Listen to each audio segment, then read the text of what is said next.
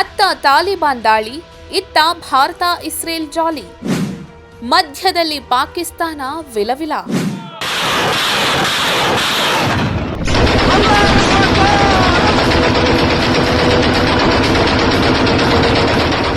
ಪಾಕಿಸ್ತಾನ ಮತ್ತು ಅಫ್ಘಾನಿಸ್ತಾನದ ನಡುವಿನ ಮಿಲಿಟರಿ ಸಂಘರ್ಷ ತಾರಕಕ್ಕೇರಿದೆ.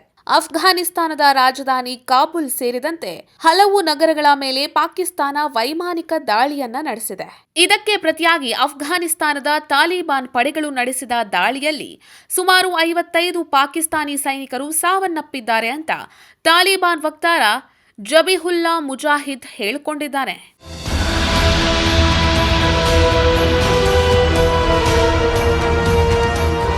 ಪಾಕಿಸ್ತಾನ ನಮ್ಮ ಗಡಿ ಪ್ರವೇಶಿಸಿದ್ದಕ್ಕೆ ಇದು ಪ್ರತೀಕಾರ ಅಂತ ತಾಲಿಬಾನ್ ಪಡೆಗಳು ಹೇಳಿಕೊಂಡಿವೆ. ಅಫ್ಘಾನ್ ಪಡೆಗಳು ಗಡಿ ರೇಖೆಯಾದ ಡ್ಯುರಾಂಡ್ ಲೈನ್ ಬಳಿ ಪಾಕಿಸ್ತಾನದ 2 ಮಿಲಿಟರಿ ನೆಲೆಗಳನ್ನ ಮತ್ತು 19 ಚೆಕ್ ಪೋಸ್ಟ್ಗಳನ್ನ ವಶಪಡಿಸಿಕೊಂಡಿವೆ ಎನ್ನಲಾಗಿದೆ. ಈ ಸಂಘರ್ಷದಲ್ಲಿ ಅಫ್ಘಾನಿಸ್ತಾನದ 8 ಜನರು ಸಾವನ್ನಪ್ಪಿದ್ದಾರೆ. ಅಷ್ಟೇ ಅಲ್ಲ, ಪಾಕಿಸ್ತಾನದ 55 ಸೈನಿಕರನ್ನ ತಾನು ಸೆರೆ ಹಿಡಿದಿರುವುದಾಗಿ ಅಫ್ಘಾನ್ ಸರ್ಕಾರ ಹೇಳಿದೆ. ಆದರೆ ಈ ವರದಿಯನ್ನ ಪಾಕಿಸ್ತಾನ ತಳ್ಳಿ ಹಾಕಿದೆ. ಪಾಕಿಸ್ತಾನದ ವಿರುದ್ಧ ಉಗ್ರರನ್ನ ತಾಲಿಬಾನ್ ಛೂ ಬಿಟ್ಟಿದೆ ಅಂತ ಆರೋಪಿಸಿ ಪಾಕಿಸ್ತಾನ ಈ ಯುದ್ಧವನ್ನ ಘೋಷಿಸಿದೆ. ಇದು ಪಾಕಿಸ್ತಾನದ ಸಮಗ್ರತೆ ತೋರಿಸಿಕೊಳ್ಳಲು ನಡೆಸಿರೋ ಮುಕ್ತ ಯುದ್ಧ ಎಂದು ಅಲ್ಲಿನ ರಕ್ಷಣಾ ಸಚಿವ ಖ್ವಾಜಾ ಮೊಹಮ್ಮದ್ ಆಸಿಫ್ ಘೋಷಿಸಿದ್ದಾರೆ. ಅವರು ಅಷ್ಟಕ್ಕೆ ಸುಮ್ಮನಾಗಿಲ್ಲ.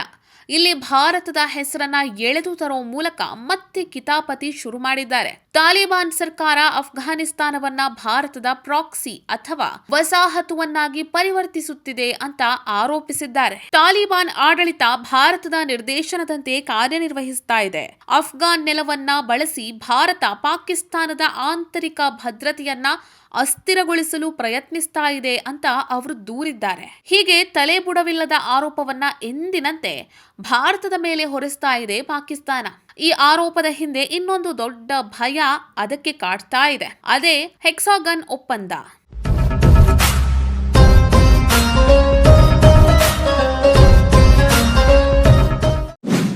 Bharat Israel secret plan. ಪಾಕಿಸ್ತಾನಕ್ಕೆ ಇಸ್ಲಾಂ ದೇಶಗಳಿಂದಲೇ ಕಂಟಕ. ಭಾರತದ ಪ್ರಧಾನಮಂತ್ರಿ ನರೇಂದ್ರ ಮೋದಿ 2 ದಿನಗಳ ಇಸ್ರೇಲ್ ಪ್ರವಾಸವನ್ನ ಯಶಸ್ವಿಯಾಗಿ ಮುಗಿಸಿದ್ದಾರೆ.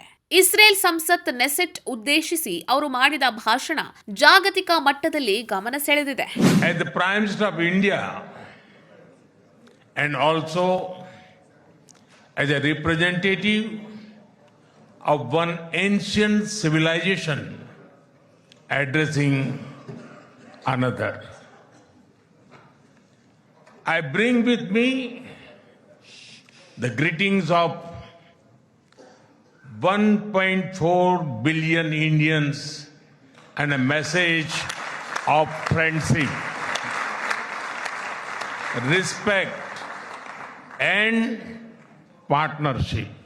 ಈ ಮಧ್ಯೆ ಭಾರತ ಇಸ್ರೇಲ್ ನಡುವಿನ ಮತ್ತಷ್ಟು ಗಟ್ಟಿಗೊಂಡ ರಾಜತಾಂತ್ರಿಕ ಸಂಬಂಧ ನೋಡಿ ನೆರೆಯ ಪಾಕಿಸ್ತಾನ ಅಕ್ಷರಶಃ ಪತರುಗುಟ್ಟಿದೆ. ಪ್ರಧಾನಿ ಮೋದಿಯವರ ಇಸ್ರೇಲ್ ಭೇಟಿಯನ್ನ ಅತ್ಯಂತ ಸೂಕ್ಷ್ಮವಾಗಿ ಗಮನಿಸ್ತಾ ಇರುವ ಪಾಕಿಸ್ತಾನ ಭಾರತ ಕುರಿತ ಇಸ್ರೇಲ್ ತುಡಿತವನ್ನ ನೋಡಿ ಕಂಗಾಲಾಗಿದೆ.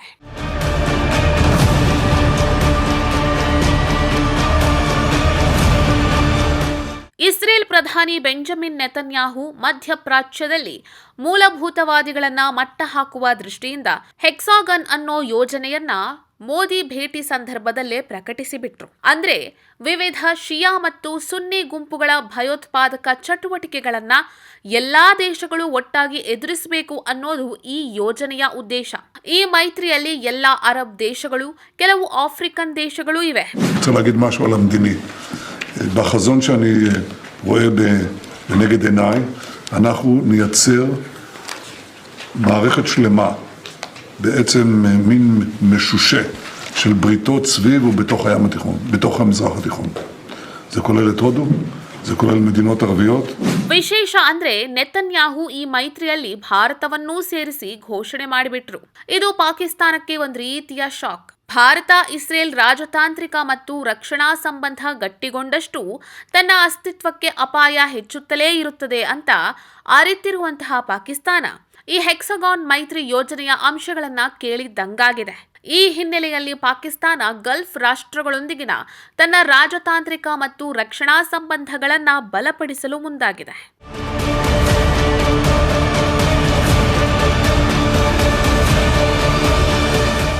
ಭಾರತ ಮತ್ತು ಇಸ್ರೇಲ್ ಸಂಬಂಧ ಗಟ್ಟಿಗೊಂಡಷ್ಟು ಮಧ್ಯಪ್ರಾಚ್ಯದಲ್ಲಿ ತನ್ನ ಪ್ರಭಾವ ಕುಗ್ಗುವ ಭೀತಿ ಪಾಕಿಸ್ತಾನಕ್ಕಿದೆ. ಇದಕ್ಕಾಗಿ ಗಲ್ಫ್ ರಾಷ್ಟ್ರಗಳನ್ನ ಪುಸಲಾಯಿಸುವ ಕಸರತ್ತನ್ನ ಆರಂಭಿಸಿದೆ ಶೆಹಬಾಜ್ ಶರೀಫ್ ಸರ್ಕಾರ. ಆ ರಾಷ್ಟ್ರಗಳೊಂದಿಗಿನ ತನ್ನ ಸಂಬಂಧವನ್ನ ಬಲಪಡಿಸಿಕೊಳ್ಳಲು ಪ್ರಯತ್ನಿಸ್ತಾ ಇದೆ. ಇಸ್ರೇಲ್ ಪಾಕ್ ಜೊತೆಗೆ ವೈರತ್ವ ಕಟ್ಟಿಕೊಳ್ಳುವುದಕ್ಕೆ ಸಿದ್ಧವಿದೆ, ಆದರೆ ಭಾರತದ ಜೊತೆ ಸ್ನೇಹ ಕಳೆದುಕೊಳ್ಳುವುದಕ್ಕೆ ಸಿದ್ಧವಿಲ್ಲ. ಈ ಹಿಂದೆಯೂ ಇಸ್ರೇಲ್ ಇದನ್ನ ಸಾಬೀತು ಮಾಡಿತ್ತು, ಮುಂದೆಯೂ ಮಾಡುವುದಕ್ಕೆ ಸಿದ್ಧವಿದೆ. ಇದು ಪಾಕಿಸ್ತಾನವನ್ನ ಇನ್ನಷ್ಟು ಕಂಗಾಲಾಗಿಸಿದೆ. ಈ ವಿಡಿಯೋ ನಿಮ್ಗೆ ಇಷ್ಟ ಆಗಿದ್ರೆ ಲೈಕ್ ಮಾಡಿ, ಶೇರ್ ಮಾಡಿ, ನಮ್ಮ ಚಾನೆಲ್ ಅನ್ನ ಸಬ್ಸ್ಕ್ರೈಬ್ ಮಾಡಿ.